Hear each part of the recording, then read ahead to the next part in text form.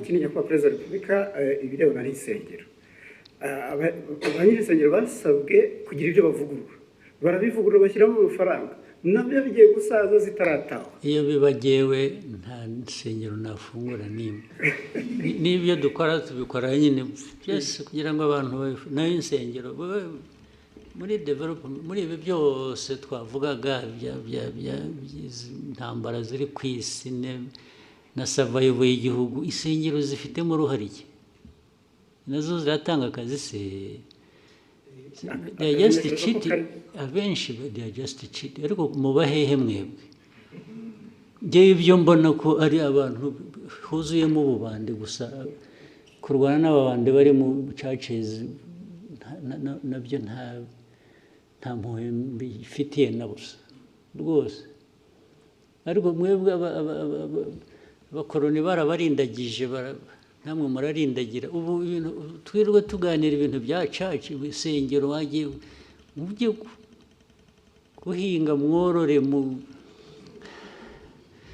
mujye gusenga nushaka usengere kuri telefone.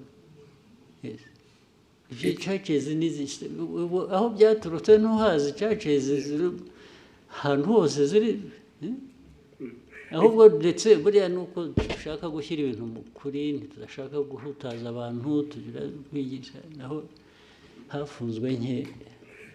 Ikibazo kirimo nyakubahwa Perezida wa Repubulika, kubera hari uturere tumwe zifunguye, abaturage baturuka mu turere aho zifunze bajya gutera umubyigano. Naho tuzazifunge ahubwo. Yes, aho ziri ubwo tuzazifunga,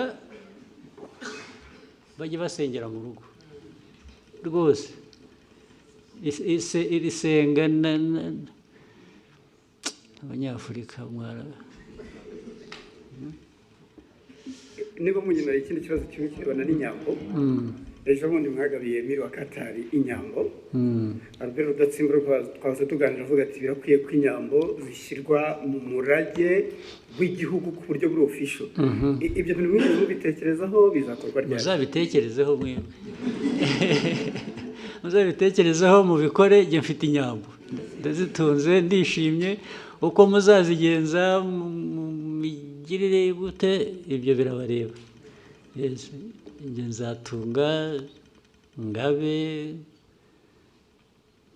nishime, nyambo ko ari amateka yacu se.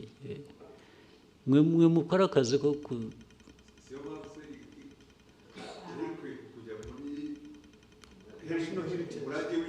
ibyo birabareba. Muzabishyiremo. Ngewe ntabwo ngiye kubishyiriramo kubera ko ndi umworozi. None se ntufite uko communicating na leta? Mwe muzabikurikirana, ibyo birabareba. Marcosi, next, Bloomberg.